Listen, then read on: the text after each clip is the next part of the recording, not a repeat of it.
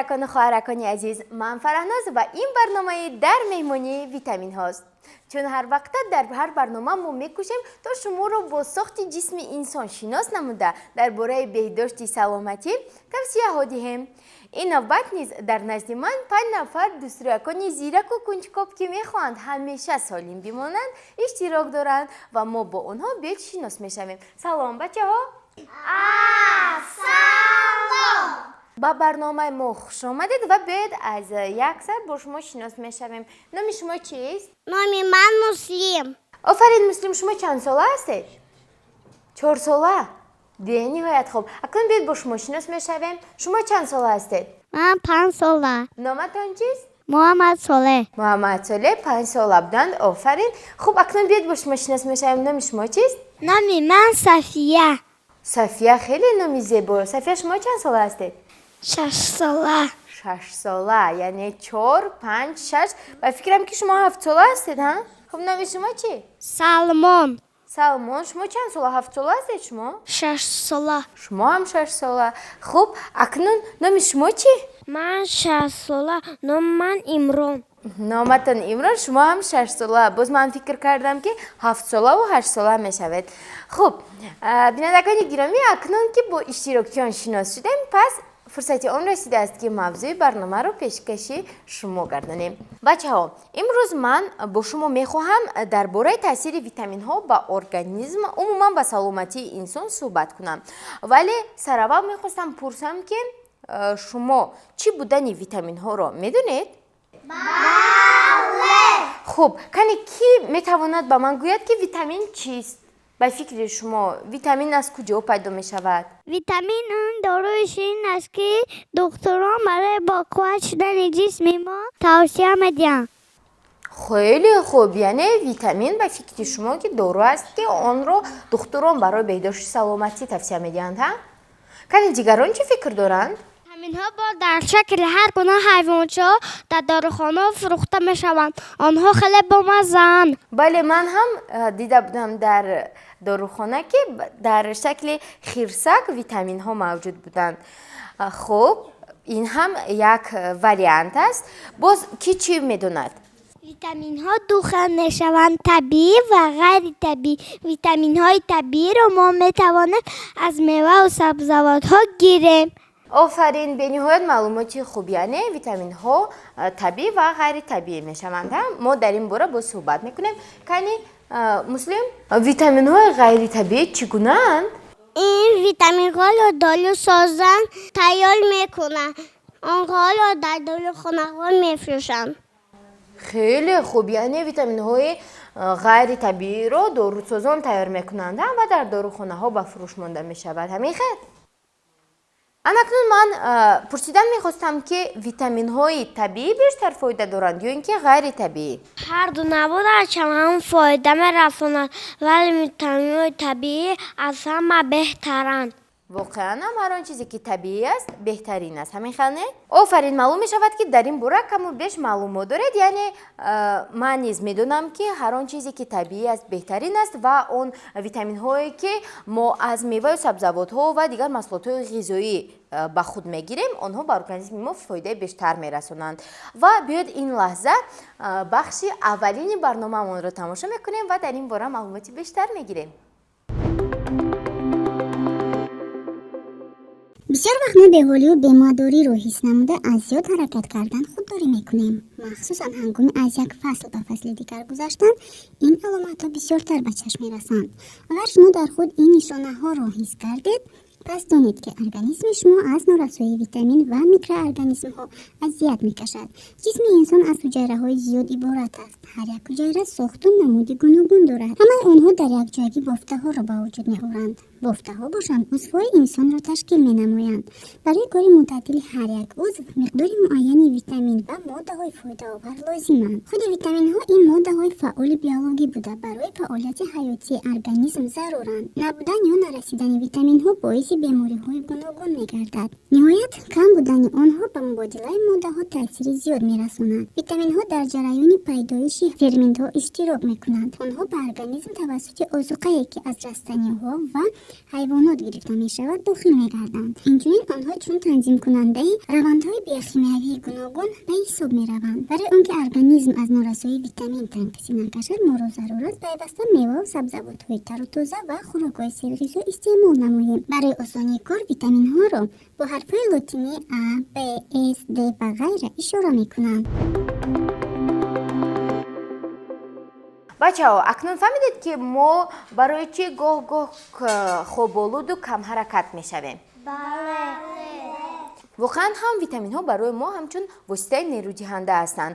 агар асбобҳои барқӣ аз барқ нерӯ гиранд, мо бошем, яъне ҷисми инсон аз ғизои солим нерӯ мегирад.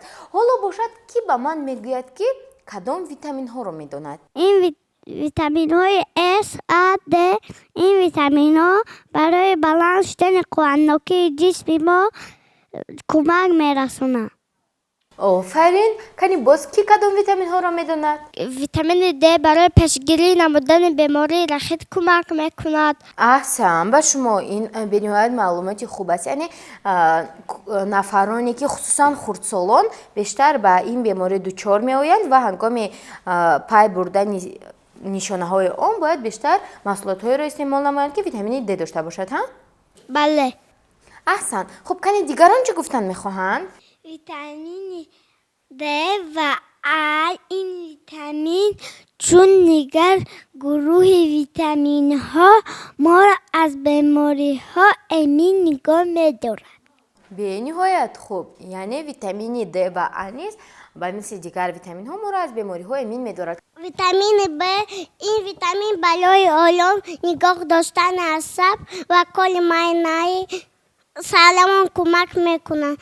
یعنی معلوم می شود که ویتامین B در ارگانیسم شما زیاد است، هم برای همین شما اینقدر دانایک هستید. آفرین بچه ها، خیلی معلومات های مفید رو پیشنهاد نمودید و معلوم می شود که درباره ویتامین ها علاقه کم بیش معلومات دارید و من میخواستم بدونم که همه این معلومات ها رو شما از کجا یاد گرفتید؟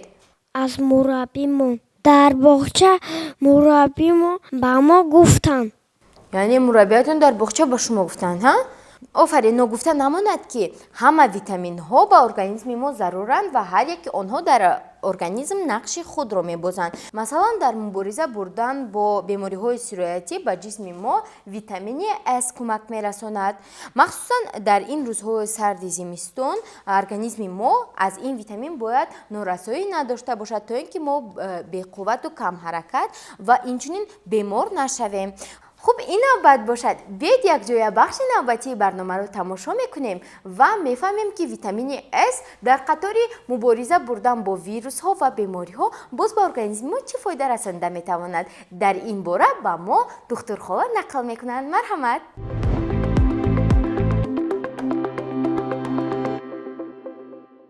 витамини S ечтаре ба ҳамагон маълум аст. аз карбинга бори аввал як нафар сокини шотландия кашф шудааст. аниқтараш дар асри 18 донишҷӯи оддии донишгоҳи тиббии Эдинбург зимни мушоҳидаҳояш пай бурд ки меваҳои ситрусӣ ба нафароне ки аз бемории цинга азият мекашанд таъсири мусбат мерасонад. баъд аз 2 аср олимон муайян карданд ки сабаби таъсири мусбат расонидани меваҳои ситрусӣ ин дар кислотаи аскарбинӣ мебошад ки дар ин гурӯҳи меваҳо зиёд ба чашм мерасад. витамини S масъулияти бадани инсонро баланд намуда аз таъсири ҳар гуна вирусу бактерияҳои зараровар муҳофизат мекунад. аз ин ҷост ки духтурон ҳангоми ба бемории зуком, шамолухӯрӣ ё ҳангоми кам шудани витамин дар организм истеъмоли аскарбинкаро тавсия медиҳанд. ин витамин бештар дар маҳсулотҳои табиӣ дида мешавад. лимӯ, киви, қаламфули булғорӣ, хуҷ, олу, гулкарам аз ҷумлаи он меваву сабзавотҳое мебошанд ки аз ин витамин хеле боянд. ба кӯдакони ширмак дар як рӯз 30 миллиграмм, барои кӯдакони синни ту 3 сола 45 миллиграмм, барои кӯдакони аз 3 сола боло то наврасони 15 сола дар як рӯз 60 миллиграмм ва барои калонсолон миқдори якрӯзаи витамини S 75 миллиграмм муқаррар шудааст.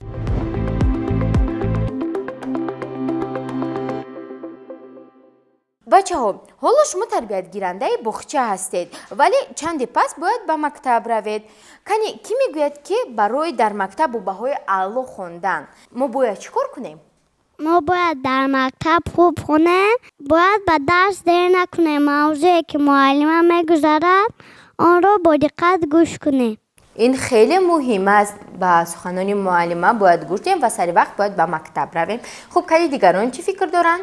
ما باید پس از درس به خانه آمده درسی یا در باغچه خواندن امان را تکرار کنیم تا اینکه موضوع را خوبتر از خود کنیم. آفرین، تکرار مادر دانش است. تا اینکه همه موضوع را از خود کنیم و تا اینکه فراموش نسازیم باید همیشه تکرار نماییم. باید در وقتهای خالگی و بازی‌های بیهوده مشغول نشده کتاب‌های بدیهی را خوانیم.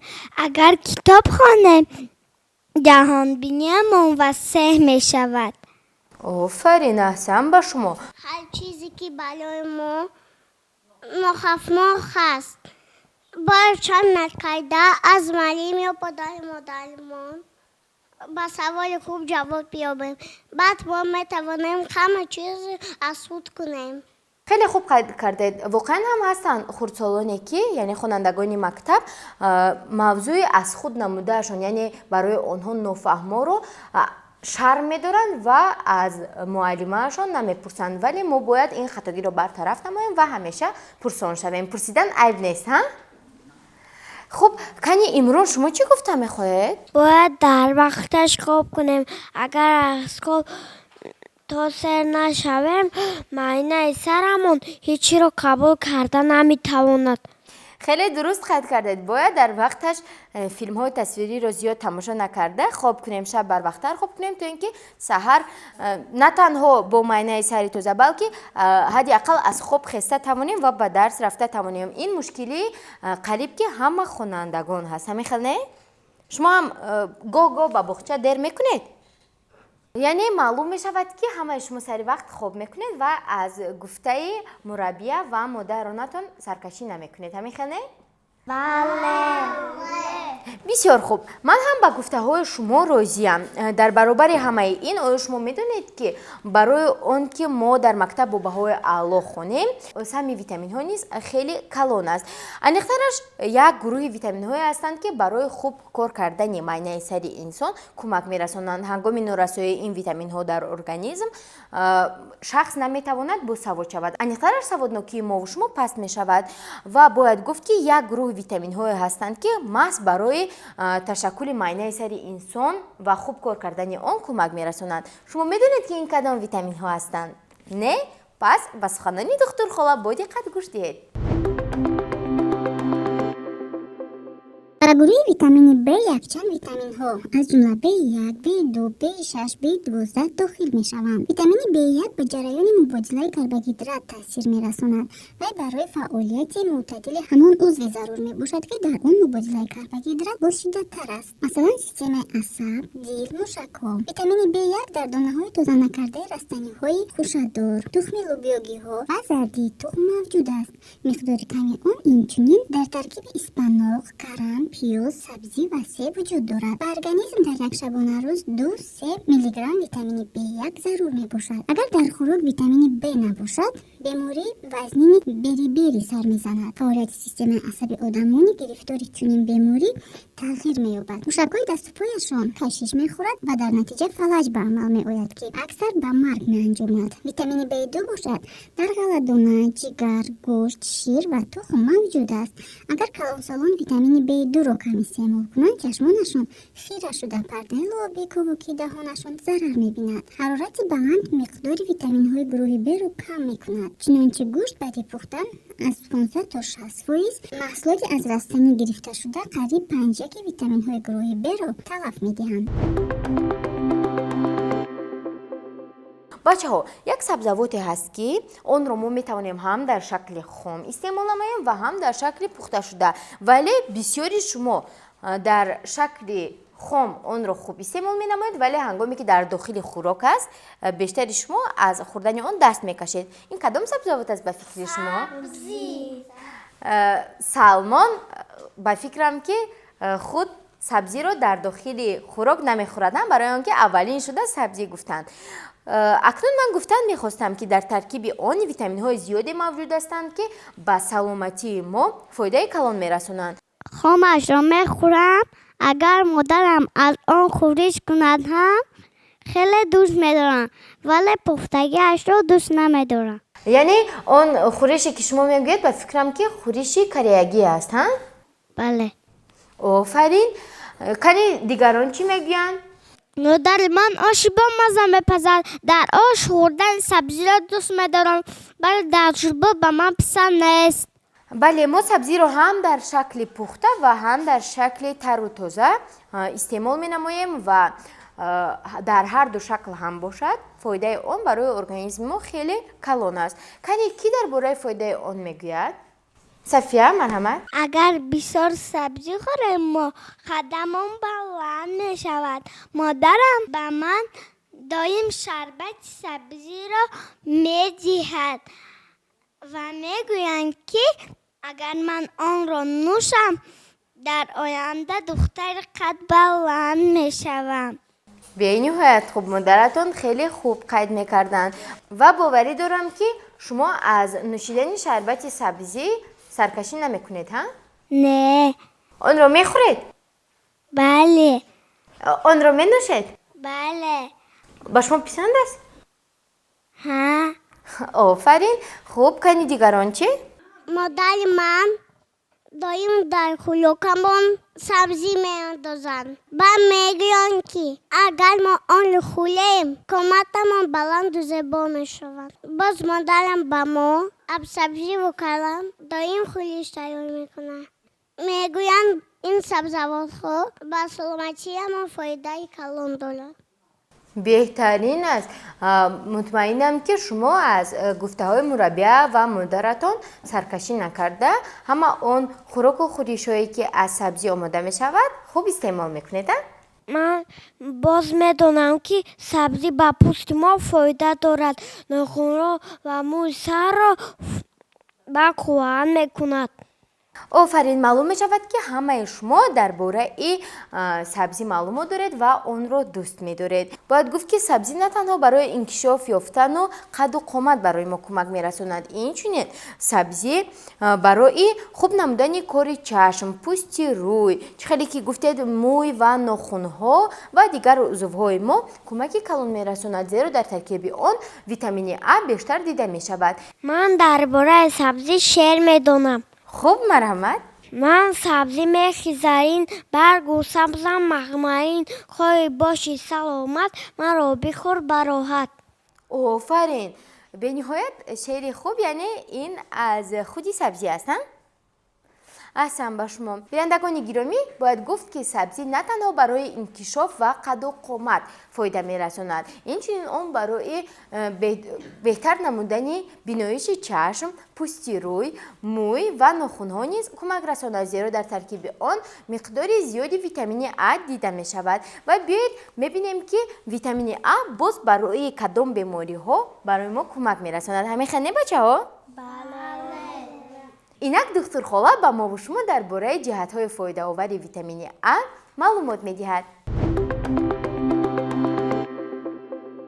ویتامین A اساساً در غذایی که از حیوان گرفته می شود، مثلا در روغن ماهی، روغن زرد، شیر، زردی تخم، جگر، گرده، تخم ماهی و غیره موجود است. ماده‌هایی که در ارگانیسم به ویتامین A تبدیل می یابند در غذایی که از رستنی گرفته می شود، مانند سبزی، اسپناک، زردآلو، قرنفل سرخ، پمیدور و غیره موجودند. ویتامین A به سبزش ارگانیسم تاثیر می کند. هنگامی در خوراک نرسیدن آن کودکان خوب انکشاف نمی یابند، دندانهایشان تشکل نمی‌یابد، شش و روده‌هایشان ضرر می‌بیند. ممکن است آدم به بیماری شبکوری گرفتار شود. همین که طوری که فرا رسید، قوای باسیره چنین بیمار ضعیف می‌گردد. آدم باید در یک شبانه روز تخمیناً 1 میلی گرم ویتامین A استعمال کند. در ترکیب خوراک ما ویتامین‌ها باید به مقدار کافی موجود باشند. نگاه داشتن ویتامین‌ها در ترکیب خوراک به طرز تعامل‌پذیر شرایط و مدت نگهداری محصولات وابسته است. ویتامین‌های گروه A، B1 و B2 از زمان استوارند مقرر کردند که ویتامین A هنگام خوراک‌پزی زود ویران می‌شود. سبزی پخته نسبت به خونش 2 برابر کم ویتامین A دارد. هنگام خشک‌کنی هم ویتامین A زود ویران می‌شود. از اینجاست که محصولات‌هایی که در ترکیبشان ویتامین A دارند بهتر است آنها را در شکل خامشان استعمال کنیم. خب بچه‌ها اکنون فهمیدید که ویتامین A باز برای کدام بیماری‌ها فایده آور بوده است؟ خیلی خوب. اکنون من میخوام با شما یک سنجش گذرانم. من نام ویتامین رو میگویم، شما میگویید که آن در ترکیب کدام میوه یا سبزیجات دیده میشود. راضی؟ شما نیز دختران و خواهران عزیز می توانید در خانه نشسته برابر اشتراکیان ما به سوال‌ها جواب گردانید و ملکه مهارت و دانش خود را باز هم بلندتر گردانید. خوب آغاز میکنیم. پس من میگویم ویتامین A در ترکیب کدام میوه و سبزیجات است؟ این ویتامین در ترکیب سبزیجات، آلو، خربزه و کدو دیده می شود. آفرین. ویتامین S؟ ویتامین S را ما میتوانیم از لیمون، افلسون و قرنفل بلغاری گیریم. اینچنین در ترکیب گوکرم و آلو نیز این ویتامین خیلی زیاد است. من آلو را اونقدر دوست نمیدارم، ولی مادرم میگویند که در ترکیب آن ویتامین S زیاد است و ما در فصل تابستان آن را زیادتر استعمال نماییم. من هم به مثل شما آلو را چندان نمیپسندم، زیرا مزهش کمی هم باشد ترش است، ولی هنگامی که مادرم از آن شربت آماده می نمایند با کمال میل همه ما می نوشیم آن را. و میخواستم پرسم که ویتامین B در ترکیب کدام میوه و سبزیجات ها هست؟ مولویمون میگن که این ویتامین بیشتر در ترکیب دانگی خود دیده می شود.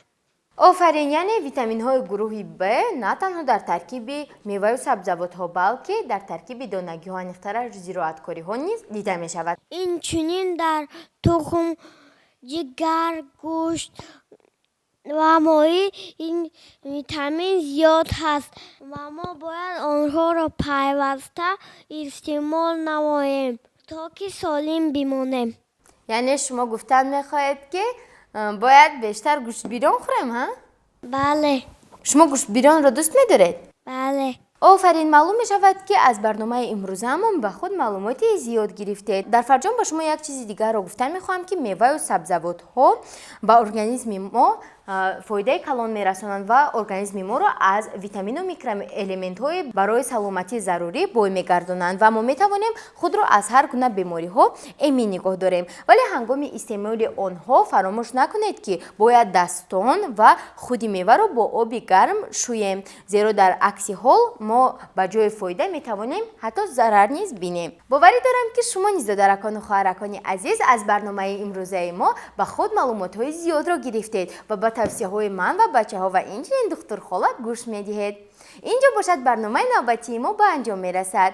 تا دیداری نوبتی خود و نزدیکانتان را احتیاط نمایید. ارگانیسم خود را در فصل سرما از ویتامین ها و میکرو الیمنت های برای ما فایده آور بیشتر بوی گردانید. میوه و سبزیجات را بیشتر استعمال کنید. خیر.